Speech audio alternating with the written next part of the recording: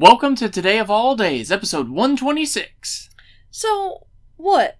Do they pressure wash the White House every day?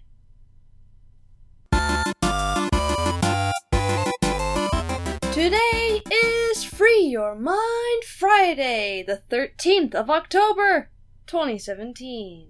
And today is... International Suit Up Day! All suits come down to one thing. The jacket. You wear a shirt and pants every day, but a jacket? Now that is the piece de resistance. To find your proper suit for your occasion, you need only look at three main parts: the shoulders, the silhouette, and the vents. Shoulders. We're talking roped, sloped, or straight. Roped shoulders have a little puff around the seam. They're commonly seen in France and Italy, and they are the mark of a truly handmade suit. Sloped are the most common for suits outside of business wear. They're often seen with the fitted suits because it just kind of has that rolled shoulder, I'm too cool look. Now straight, they're just that. They're clean cut and flat. You mean business when you've got the straight shoulders. That's why businessmen wear them. I like the straight suits. I feel like it's clean. Silhouette. Structured, fitted, or sack. Structured is meant to create a chiseled body shape and is often seen as formal. Fitted is very popular right now and looks very nice as long as it's tailored to you.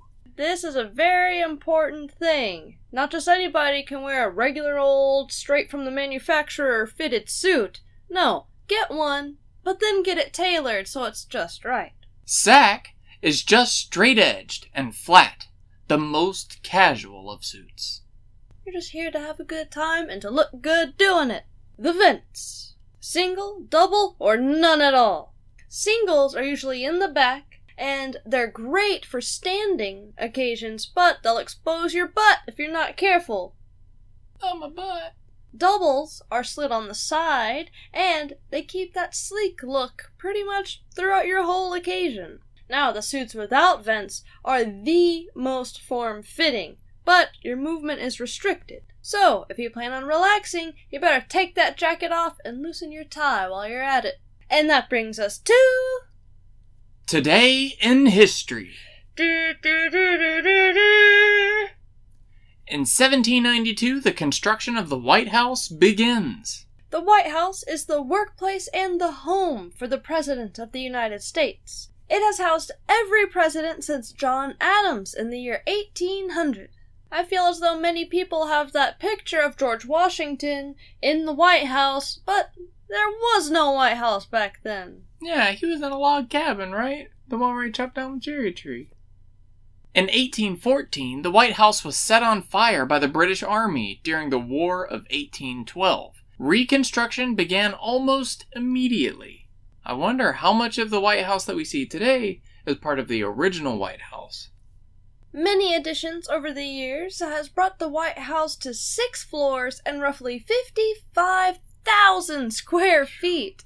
It has 132 bedrooms, 35 bathrooms, and 28 fireplaces. It doesn't look like it would be that huge. First off, that's about 4 to 5 people per bathroom. Come on, guys. There's homes that have more than that. At least a half bath or something. And now we're gonna synapse our way to... National Train Your Brain Day! Many people don't think about training their brains like they train their bodies. When you don't do much physical activity, you start to feel sluggish and drained. The same is true for your brain. If you don't use your brain in new ways, then you can expect to become more forgetful in later years. Routines are great because they can allow us to do things without really having to think about it at all. With driving a car, for example, after years of driving, it's second nature to crank the car and to operate a piece of machinery going upwards of 70 miles per hour with little mental effort. However, too much routine can make for a sluggish brain. Your brain needs to be stimulated by new experiences or even thinking in different ways. Luckily, there are tons of web pages on helping break your brain out of its routine. Dr. Lawrence Katz was the creator of neurobics, or brain exercises specifically targeted at restarting connections in your brain that may have laid dormant for a while now. Here are a few of those exercises. The first one that I came across, and I found this to be pretty interesting, is just switching hands. Try doing things that you would normally do with your dominant hand with the opposite hand. Personally, I think a good place to start is by brushing your teeth with your other hand.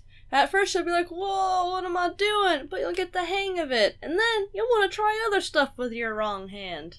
Another thing that you can do is take new routes. If you're used to taking the same route to work or school every day, why not take a left instead of a right, go down a little ways, and see what's around you? It might be a little bit longer, but breaking up that routine can do a lot as far as keeping your brain active and giving it new stuff to absorb. Next, we have eating with chopsticks.